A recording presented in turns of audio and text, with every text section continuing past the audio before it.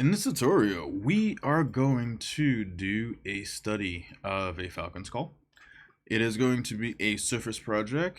We're going to go over how to set up your curves, how to think about your curves, how to execute your overall, just your forms, get some synergy, how to clean things up.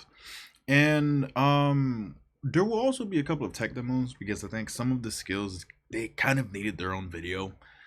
So I've split them off into a couple of tech demos and one real-time demo where I create a beak in real time from scratch, just to really show you guys just the nitty-gritty of how this works.